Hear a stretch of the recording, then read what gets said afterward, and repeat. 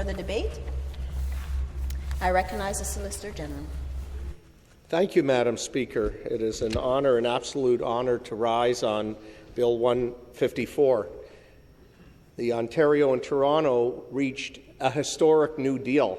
It's a new deal that puts Toronto on a path to growth and long-term financial stability and sustainability. Toronto will advance key provincial priorities, including housing and transit, and I'll talk about that. And Ontario will provide substantial support to help in the operating of a number of matters that will be beneficial to all Torontonians, of which I'm one of them. And I'll talk also about why I think the looking into taking over the Gardiner and the DVP is actually great, and it's something that I'm really excited about. I want to mention, Madam Speaker, as I have done in the past, a little bit of nostalgia to why Bill 154, the New Deal for Toronto, is important. I was a young kid in 1967. Some members across may have been, but we don't guess each other's age in this chamber. So I will just say I can speak only for myself. But in 1967, and I'll jog your memory in a minute, there was an inspired signature tune to commemorate our Ontario Expo Pavilion, and it was our unofficial anthem. It was actually written by a person that actually wrote another famous song, the hockey theme that we also remember. It was commissioned by Premier John Robarts, and it was entitled A Place to Stand and a Place to Grow. In 1967, how we looked at ourselves as Torontonians, as Ontarians, as people from all over the province, was a period of a milestone in Canadian history. 1967, Canada was 100 years old. I was, the member opposite, some of the members opposite might have remembered that famous song, A Place to Stand and a Place to Grow. But let me tell you what it did. It inspired us to look at the unprecedented opportunities we had throughout our province, to look at it with optimism, to look at it with innovation and imagination, and look at it in the eyes of what the next generation of Ontarians would realize. And in 1967 till today, I'm that generation that my parents would have said, we will look forward to our son Michael and his brothers, to what they will become and what they will do to help build Ontario. So for me, it is a bit nostalgic, especially when we're going to talk about the Gardiner Expressway. The Gardiner Expressway was named after a person that served our province and our city. I remember so many things also about what the Toronto Transit was when I was a little kid. Many of us remember, and I tell my sons this and my daughter this, you could feel the speed of the subway train by the way it was bouncing on the tracks, and you knew you were going quite fast or quite slow. Our subway transit looked different in the early 1970s and the late 1960s. We had a very short subway line, it didn't go very far. And through that, we ended up building out more transit, and as part of this government's commitment to Ontario, we're building constantly. And I've said this before, we are building for my children's generation and their children's generation. And I think it's absolutely impressive. Madame le Président, pour moi, c'est l'honneur de servir, l'honneur de prendre et l'honneur d'écouter.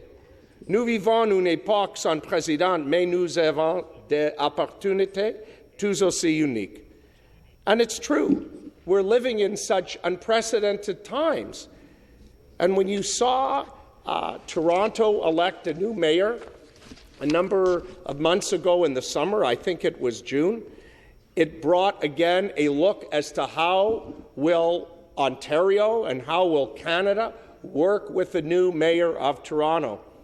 Madam Speaker, I happened to meet the mayor of Toronto at the anniversary of the Christie Pit riots. It was in the summer, and it was to commemorate 90 years since the anniversary of the Christie Pit riots. And Mayor Olivia Chow rode her bike to the Christie Pit riots, and I went up to her, and I wanted to give her a welcome as one of her citizens of Toronto, to say, I wish you well. And you know, Madam Speaker, the Premier talks about it all the time. He talks about how we need to work with different levels of government wherever they are. When I traveled to Bromont, Quebec, to attend a federal, provincial, and territorial meeting, I did so with the expectation that I would sit with my colleagues, a different level of government, with Minister Varani, our Minister of Justice and Attorney General, and Minister LeBlanc, my counterpart, our Minister of Public Safety for Canada, and address issues that were of concern to Ontario, and ask the federal government to look at it with a lens that would help all of Canada. And I really applaud the Premier for continuously setting a tone that we can work, that our government can work with anyone. We can sit down, we can agree, we can disagree, but hopefully we'll agree more than not, so that we can work towards making things better for all of Ontario. Toronto, as a member from Etobicoke Lakeshore spoke earlier this morning, and she reminded us that Toronto is the engine of Ontario. It really is, and Toronto became a huge city. I'm standing up today to speak on Bill 154 because I represent a riding in Toronto, and it's called York Centre. And I said York Centre for me is my home. I put it on my cards, Madam Speaker. I proudly live and represent York Centre. Living in a riding means that we have a sincere appreciation of knowing who our members are, of understanding where the park is, and we share memories together of where we took our kids to school, where we played soccer with them, what hockey arena did we put on skates with them. For me, it's always been personal. And who doesn't want the best for the city that they live in everywhere in Ontario? One of the greatest privileges of serving here is speaking to members all over this House who live everywhere in Ontario to understand how passionate they are of the communities they represent. So for me, it has been very, very, very personal. So how do we go from a place to stand and a place to grow? And why is that relevant again to Bill 154? Because we talk about the need to ensure financial stability and financial sustainability for the city. And this bill aims to ensure that the people in Ontario can cover basic needs, including food and shelter and health care, without constant worry. Stability is crucial for the City of Toronto, and this government has always advocated for strong and safe communities. And, Madam Speaker, this is no secret. I've said many times what a privilege it is to be responsible as Solicitor General for Public Safety. It has given me an insight into things that I didn't really appreciate and that I've taken for granted, and I've spoken about it. Transit safety is so important. And when we've spoken about this in the spring, we said that the violence on transit is particularly egregious and unacceptable. And the Bill 154 will talk about providing financial supports to the City of Toronto so that they can have greater security on our public transit. They can have more capital asset replenishments because subway cars get old, and subway cars and buses and other assets need to be replaced. I can't believe how great it is to see public transit expanding all over the city.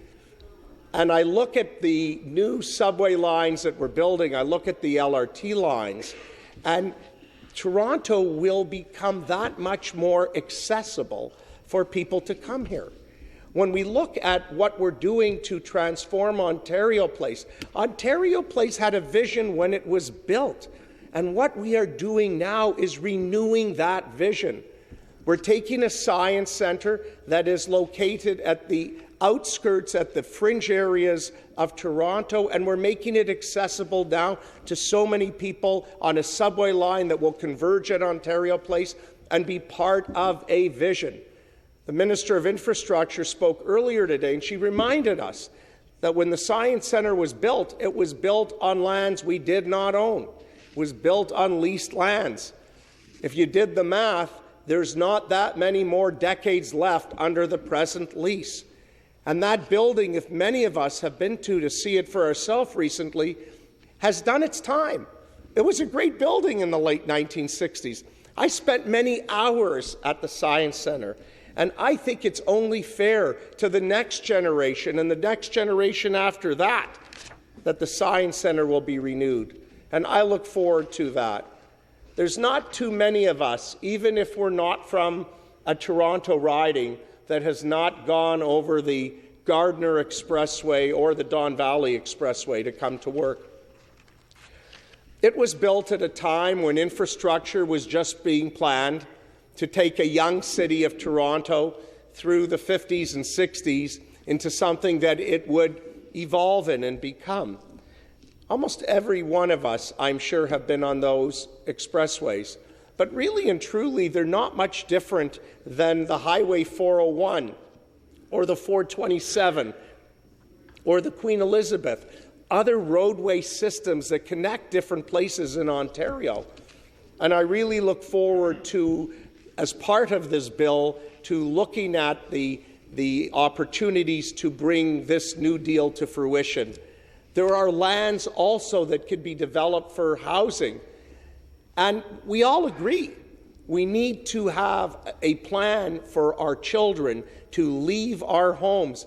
Madam Speaker, not that they'll be so appreciative, but I have 3 children basically at home, although one is in the 4th year at Queen's. But when my sons graduated, they are still living at home. They want to be able to have a plan of home ownership themselves. And when you live in an urban centre riding, it's complicated. Housing is expensive. And what we're doing now as part of Bill 154 is, again, looking for the opportunities to build, and we're going to do it. Following 10 weeks, and I want to compliment the Minister of Finance and all the others that worked so diligently for 10 weeks on productive collaboration with the city to help make these discussions come into reality. You know, big cities often serve as economic engines, generating substantial portions of GDP. Toronto, this is particularly the case. Toronto's success drives the national and regional economic growth through various industries. And innovation hubs. We have an innovation hub just down the street. It's called Mars, and we have others. I'm looking at what could happen, Madam Speaker, at the former Downsview lands in my own riding, where one day we could have 30,000 new residents living there. There's unprecedented opportunities to build Toronto, and we need to do so in a collaborative way. I think the fact that the province and the city have agreed on a New Deal. A New Deal is an expression that we heard a long time ago in the history books. But it is a New Deal because it gives actionable steps that will help move the engine of Ontario forward. Up to $1.2 billion in provincial operating supports over 3 years to address critical priorities, to address the shortage of affordable housing, to address the rising housing costs, to address economic hardships from the federal government and job losses and lack of access to resources for homelessness. And you know, Madam Speaker, wherever we go in Toronto, we're not immune to this. I think, again, and I congratulate the fact that the Premier leads by example, and how enthusiastic was our Premier and our Minister of Finance and our Minister of Infrastructure that we can sit down with anybody. And Mayor Olivia Chow is a person that was able to realize the benefits of working with the Government of Ontario, led by Premier Ford, to move Toronto and Ontario forward. There's so many great features that this bill offers us with hope and anticipation. And I have to tell you, when you look at Toronto today, it looks so much different than it did under Premier John Robarts, who commissioned that song, A Place to Stand and a Place to Grow. We look at Toronto now through different lenses of where we are technologically, with innovation, and what we wanted Toronto to be. Toronto is a diverse city that nobody foresaw the way it unfolded. Madame la Présidente, comme je l'ai déjà dit, notre diversité est notre plus grande réussite. We can't minimize the impact of our diversity in our city. There is no other parallel to what we have become with our diversity. And through diversity, we have innovation, and we have opportunity. And that's exactly why when we look at Bill 154, we look at the significant opportunity working together that we can accomplish. It's about what we can accomplish working together. It's about what we can accomplish working collaboratively. And whether it's Ontario Place being completed to attract millions of Torontonians to go and visit and make it a destination point that they can enjoy 365 days a year.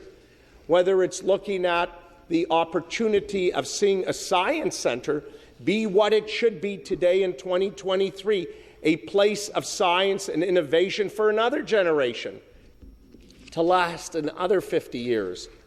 And whether it be looking at how Toronto can meet or exceed its housing targets and to identify and make available surplus city lands for building homes, this is important, and we can't stress this enough. Our government in Toronto will always continue to call on the federal government to step up as a full partner with funding in critical areas such as shelter support. When Toronto succeeds, Ontario succeeds.